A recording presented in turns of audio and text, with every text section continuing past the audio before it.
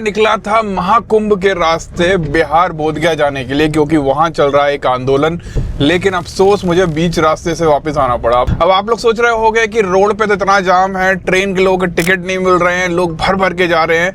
लेकिन by luck मुझे जो है ना ट्रेन का टिकट मिल गया था, वो भी सेकंड एसी का, और वो भी पटना तक। मैं ग्वालियर स्टेशन जैसे ही पहुंचा और मेन गेट से अंदर स्टेशन के अंदर जाने की कोशिश कर रहा था, मैं अंदर ही नहीं घुस पा रहा था, इतनी ज्यादा भीड़ थी।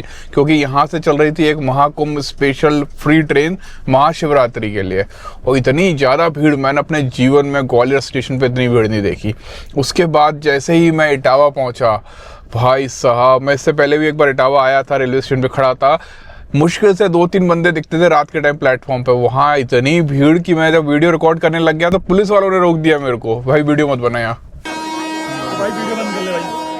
जो ट्रेन सुबह 11 बजे आनी चाहिए थी वो रात के 11 बजे आई, और अब तक जो है ना वो पटना नहीं पहुंची है। कुंभ की तरफ जा रहा था तो मैंने रास्ते में एक रील देखी जिसमें है ना दिखा रहे थे कि एक व्यक्ति ने अपना स्टार्टअप खोल लिया है। व्हाट्सएप पे उसको फोटो भेजो और फोटो को प्रिंट आउट निकाल के डिजिटल स्नान करा रहा था। तो मेरा नाम है दीपक गोयल और मैं डिजिटल फोटो स्नान कराता हूँ यहाँ संगम महाकुंभ में। मुझे पैसे भेज सकते हैं, इसका शुल्क है मात्र 1100 रुपए, और आपको मैं 24 घंटे के अंदर, जब आप पैसा दे देंगे फोटो भेजेंगे तो 24 घंटे के अंदर मैं आपको स्नान करा दूंगा। मैं इलाहाबाद में ही रहता हूँ। भाई साहब, लोग कहाँ से कैसे स्टार्टअप बना रहे हैं। और आपको पता है जब कोई नया स्टार्टअप आता है और उसकी अच्छे खासे पैसे मिलने लग जाते हैं तो उसके सब्स्टिट्यूट बनने लग जाते हैं। वहीं पर एक जो है दीदी आई, उन्होंने अलग एक लेवल और आगे बढ़ गई। उन्होंने क्या किया कि मोबाइल पर व्हाट्सएप पे वीडियो कॉल कराकर उससे जो है स्नान करा रही थी। तो जो पुराना वाला स्टार्टअप था वो पिट गया, नया वाला चल पड़ा एकदम से। अब एक्चुअली मैं महाबोधि टेम्पल बोधगया क्यों जाना चाहता था, एक्चुअली वहां पर एक आंदोलन चल रहा है, और ये आंदोलन की शुरुआत जो है ना, लोग बोल रहे हैं अभी हुई है, लेकिन इसकी शुरुआत हो गई थी 1891 में। एग्जैक्टली ये वही ईयर है जब बाबा साहब अम्बेडकर का जन्म हुआ था। उस समय एक व्यक्ति थे अनागरिक धर्मपाल जी, और उस समय वो बोधगया आए थे और उन्होंने देखा जहां बुद्ध ने ज्ञान प्राप्त किया, वो जो टेम्पल है उसके ऊपर जो है कब्जा हो चुका है। वहां पर एक शिवलिंग रखा हुआ था और वहां पे बहुत सारे पुजारी उसकी पूजा करते थे। उनको भी नहीं पता होगा कि यहाँ क्या था। उनने मंदिर वाला स्ट्रक्चर देखा और वहां पर उन्होंने अपना काम चालू कर दिया। लेकिन ये वही टेम्पल था जो सम्राट अशोक ने बनाया था, और ये बात जो है वो धर्मपाल जी जो श्रीलंका से आए थे उनको पता थी। श्रीलंका से आए हुए धर्मपाल एक्चुअली में कर क्या रहे थे कि जो जहां बुद्ध को ज्ञान प्राप्त हुआ, जहां पे सम्राट अशोक ने एक महाबोधि टेम्पल बनाया था, उस पर जो जिन लोगों ने कब्जा कर लिया था उसे मुक्त कराना था। क्योंकि किसी तरह की लड़ाई नहीं थी, सिर्फ ये उनको बताना था जो सच्चाई थी कि यहाँ पर एक्चुअल में बुद्ध ने ज्ञान प्राप्त किया था, लेकिन वहां पर रख दिया गया था शिवलिंग। तो इसका समर्थन जो है बहुत सारे लोगों ने किया, मतलब सोचिए इंटरनेशनल लोग समर्थन कर रहे थे, क्योंकि पूरा जो बुद्ध हैं वो पूरे एशिया में फैले हुए हैं। उसके बाद भारत के बहुत से बड़े बड़े लोग भी इसका समर्थन कर रहे थे, कुछ हिंदू लोग थे वो भी समर्थन कर रहे थे, क्योंकि वहाँ प्रूफ था कि यहाँ पर बुद्ध ने ज्ञान प्राप्त किया।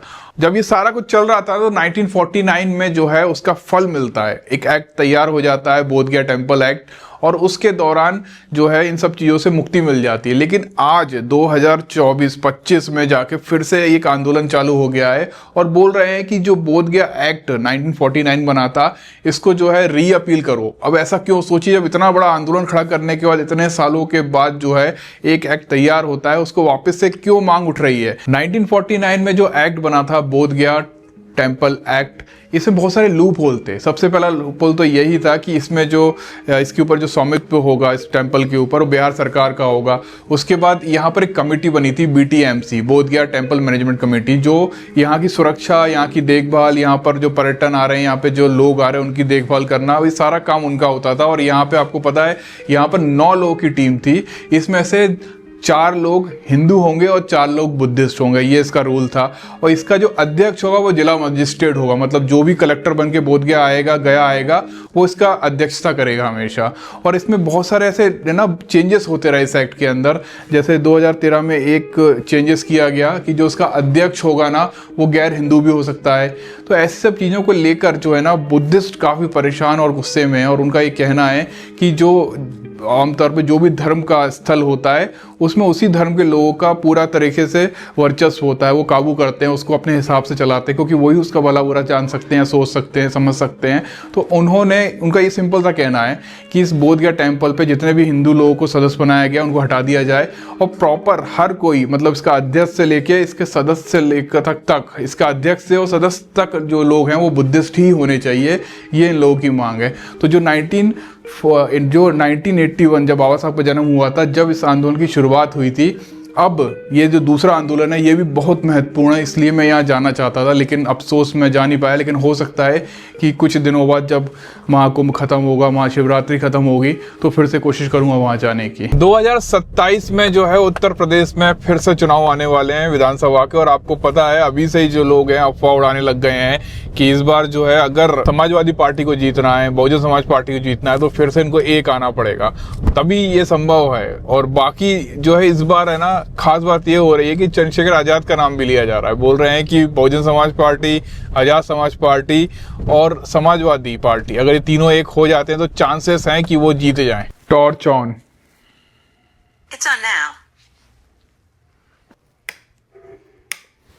मैं अभी एक शादी से लौट कर आया हूं। बारात आई, सबने खूब एंजॉय किया, खाना पीना किया और वापस घर आए। पीना नहीं किया, सिर्फ खाना किया हम लोगों ने, और उसके बाद जो है घर लौट आए। लेकिन आप सोचिए कि अगर ऐसी कोई शादी है जहां इतना अच्छा माहौल है, खुशियों का माहौल है, और वो एकदम से गम में बदल जाए। हुआ क्या कि मथुरा में दो बहनें हैं, मनीषा और रानी, ये अपने फूफा की कार से जो है ना ब्यूटी पार्लर से लौट रही थी। पीछे से दो बाइक वाले आए, उन्होंने हॉर्न मारा, बहुत हॉर्न मारा, तो इन्होंने उनको साइड इन दिया, ऐसा वो कह रहे हैं, और उसके चलते उनको गुस्सा आ गया। मतलब सोचिए कि एक कार जा रही है, आप हॉर्न मार के साइड मांग रहे हो। क्यों गुस्सा आया? क्योंकि जो सामने थी वो शेड्यूल कास्ट की लड़कियां थी, और जो हॉर्न मारने वाले थे वो यादव थे, और उनको ये लगा कि यार इनकी इतनी औकात हो गई कि ये गाड़ी से चल रहे हैं और हम हॉर्न मार रहे हैं और साइड नहीं दे रहे। इसके चलते जो है वो लड़की के फूफा जो थे उनको उतारा, उनके साथ जो है हाथापाई करी, और उसके बाद जब लड़कियां बचाने आई तो उनके साथ भी हाथापाई की, कीचड़ उछाल दी। सोचिए मेकअप करके आ रही, शादी उनकी होने वाली है कुछ ही घंटों में, और उनके साथ ऐसा हो जाए। और यहाँ तक नहीं रुके, जब लड़कियों की बारात आई तो बारात पे ट्रैक्टर लेके पहुंच गए और गाड़ियों के ऊपर चढ़ा दी बारातियों के, और जो लड़के का जो पिता था उसका सर फोड़ दिया, और उसके सर फूटा। वो पता है कि दिमाग खराब हो जाता है बारातियों का, उनको लगा कि यार यहाँ तो इज्जत नहीं मिल रही है, क्या भसड़ मचा रखी है, उन्होंने वो रिश्ता तोड़ दिया। और अभी हालत ये हो गई है कि उन दोनों लड़कियों का बुरा हाल है। ये अभी कुछ दिन पहले की बात है, 21 तारीख की है, 21 फरवरी की बात है ये। अभी वहाँ हो क्या रहा है कि बहुत सारे नेता पहुँच रहे हैं। अभी बहुजन समाज पार्टी के एक नेता पहुँचे हैं, चंद्रशेखर आजाद ने भी एक ट्वीट किया है, शादी जैसे पवित्र अवसर पर दलित समाज को हिंसा, अपमान, अन्याय सामना करना पड़ा। दुल्हनों को पीटना, उनकी अंगूठियां, उनके गहने छीनना, कीचड़ फेंकना और शादी को बाधित करना, ये लोकतंत्र समानता के मूल सिद्धांत तो सीधा हमला है। ये घटना दर्शाती है कि जातिवादी ताकतें आज भी दलित समाज को अपमानित करने और उनके संवैधानिक अधिकारों को कुचलने का मानसिकता रखती है। अब यहाँ पर लोग इस ट्वीट के आने के बाद चंद्रशेखर आजाद से जो है ना एक खास मांग रखने लग गए पूरे इंटरनेट में। मैंने बहुत सारे लोग के ट्वीट पढ़े, काफ़ी बड़े बड़े लोग थे उसमें। उनका ये कहना था कि चंद्रशेखर भाई को जो है जो बारात लौट गई है राजस्थान वापस से, उन लोगों को मनाकर इन दोनों बहनों की शादी फिर से करवानी होगी। अगर वो इसमें कामयाब हो जाते हैं तो सच में गजब होगा, क्योंकि जो बाराती थे कहीं ना कहीं वो घबरा गए, और शादी उनने शायद इस तरह की हिंसक झड़प कभी देखी नहीं। वैसे तो राजस्थान है, वहाँ भी ऐसा बहुत कुछ चलता ही रहता है, लेकिन फिर भी है वो लोग ये सब चीज़ों को अब शादी नहीं करना चाहते हैं। जो मनीषा थी उसकी शादी देवेंद्र के साथ होने वाली थी, रानी की जो शादी अर्जुन के साथ होने वाली थी। ये दोनों बहनें थीं और वो दोनों भाई थे, और बढ़िया ऐसी चीज़ें बड़ी मुश्किल से होती हैं। उसने जो दूल्हा का पक्ष होगा बड़े चीज़ें देखी होंगी, तभी दोनों बेटे की शादी दोनों बहनों के साथ कर रहे थे। हालांकि अगर चंद्रशेखर आजाद इस चीज़ में कामयाब होते हैं ना, तो मुझे लगता है कि वो सबसे बड़ी जीत होगी। उनको सजा मिले ना मिले वो दूसरी बात है। बहुत पढ़ाई करनी है, भीगो बैग मेरे साथी। बताओ यार, बाबाओं को भी ऐड मिलने लग गया। हमको ऐड नहीं मिला आज तक, लेकिन बाबाओं को भी मिल रहा है, वो भी काय का, शिक्षा का, एजुकेशन का, जिसका कोई दूर तक लेना देना नहीं है। आपको IIT वाले बाबा याद है जिन्होंने बोला था हमने IIT किया, हमने ये किया, फलाना किया, डंका किया? उन्होंने एक भविष्यवाणी की थी, उसमें बोला था कि इस बार भारत पाकिस्तान चैंपियंस ट्रॉफी 2025 है वो भारत बहुत बुरी तरह से हार जाएगी और विराट कोहली का कुछ भी नहीं होने वाला। लेकिन दोनों ही उल्टा हो गया। यहाँ भारत जो है 6 विकेटों से पाकिस्तान से जीत जाता है, विराट कोहली अपना गजब का शतक लगाते हैं। अब आप सोचिए अगर ये तुक्का लग जाता तो IIT वाले बाबा का भी उद्धार हो जाता, लेकिन अच्छा रहा ये तुक्का लगा नहीं, वरना बहुत सारे लोगों का बंटा ढार हो जाता। मिलते हैं कल, बाय। Keep supporting.